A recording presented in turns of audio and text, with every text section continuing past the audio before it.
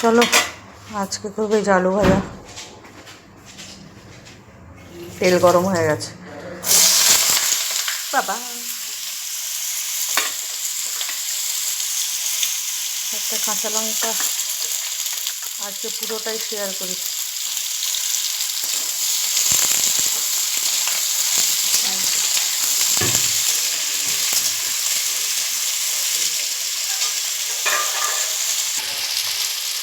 আগের দিয়ে আমি দিয়ে দিই, এরকমভাবেই বানাই আমি, আমার স্টাইলেই বানাই,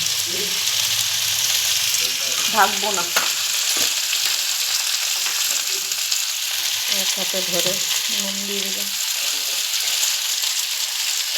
রেসিপি রেসিপি রেসিপি তোমরা শিখে নাও।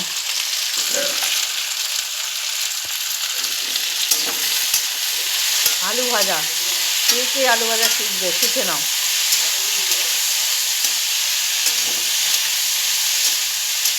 এবার এটা একটু মিডিয়াম ইয়েতে করে বসিয়ে দেবো।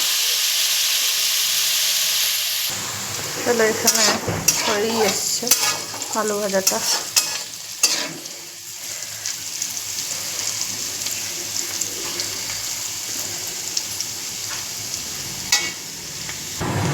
আর এখানে নিয়ে নিয়েছি মটরশুঁটি, কী বলে, সয়াবিন, কাঁচা লঙ্কা আছে তো 2-3টে, গাজর, আলু, বিনস। আর আজকে কড়াইশুঁটিটা কী বলে, এটা ফুলকপিটা ছিল না, ওই সবই দিয়ে দেখছি ওই গোবিন্দভোগ চালের একটু হালকার ওপরে। এদিকে আলু ভাজা হয়েই এসছে, আগে হচ্ছে তো বললাম একটুখানি আর একটু লাল লাল হবে, আমি নামিয়ে নেব। তো এখানে কয়েকটা ফোড়নের জন্য জিনিস নিয়ে নিয়েছিলেন। তেজপাতা আছে, শুকনো লঙ্কা, দারচিনি, এটা হচ্ছে বড় এলাচ, ছোট এলাচও নিয়েছি, লবঙ্গ, স্টার, হ্যাঁ এই কটা, আর গোটা জিরে, এগুলো হচ্ছে ফোড়নে দেবো।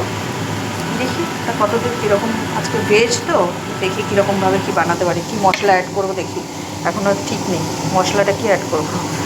চলো বাকিটা দেখাচ্ছি তোমাদের। চলো আলু ভাজাটা হয়ে গেছে, তেলটা দেখো ঝরাতে দিয়েছিলাম, আর তুলে নিই, ঠিক আছে। তারপরে বেগুনটা ভাজবো। চলো আলু ভাজাগুলো তুলে রেখেছি এখানে, নতুন খোসা ছাড়াই, ঠিক আছে। আর এখানে তেল গরম হচ্ছে। চলো চলো সব গরম গরম খাওয়া বলেই এইটাই হচ্ছে, শীতকালে একটু গরম না খেলে ভালো লাগে না। বেগুনগুলো তোমাদের রেসিপি দেখাচ্ছি, এত সুন্দর সুন্দর রেসিপি বানাচ্ছি না, এগুলো কেউ জানে না, সেই কারণেই শেয়ার করছি। তাহলে শিখে নাও, হ্যাঁ। বেগুনটা ভাজা হোক, বেগুনগুলো আজকে অনেকটা দেরি হচ্ছে ভাজতে।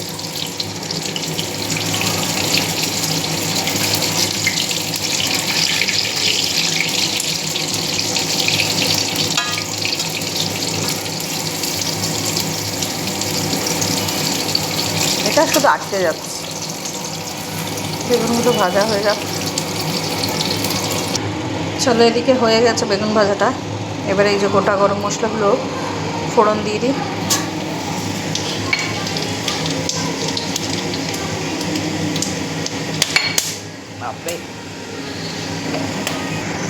চলো ফোড়নটা হয়ে গেছে, এবার দিয়ে দিচ্ছি এই সবজিগুলো সব।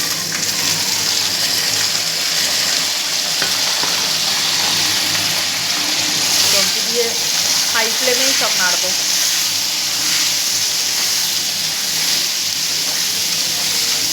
এটা কোনো পেঁয়াজ কিছু পড়বে না, এরকমভাবেই হবে। চলো তারপরে দেখাচ্ছি কী কী দেবো এতে।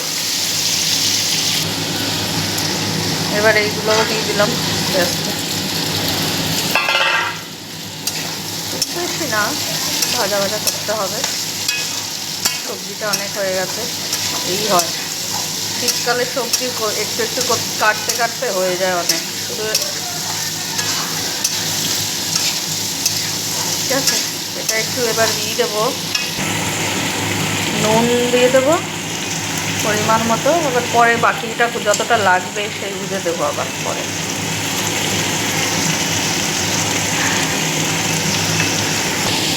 আর এখানে কিছুটা মশলা নিয়েছি, এখানে চিলি ফ্লেক্সও নিয়েছি, ঠিক আছে, গোলমরিচ গুঁড়ো, জিরের গুঁড়ো আর কাশ্মীরি লঙ্কার গুঁড়ো, এগুলো সব দিয়ে দিলাম। এখন একটু ভাজা ভাজা করতে হবে। আদাটা দিলাম না, তো আমাদের মানে নিরামিষ করলেও সেরকমভাবে করতে হবে না, এটা রুজবে না। জানি না কাদের ঘরে কী কী কাহানি। এই যে এবার চালটা দেব, এই যে চালটা দিয়ে দিলাম। এবার একটু নেড়ে তারপরে জল দেবো, যতটা চাল নিয়েছিলাম তার ডবল জল দিয়ে দেবো। আর একটু পরিমাণ মতো চিনি দিয়ে দিলাম।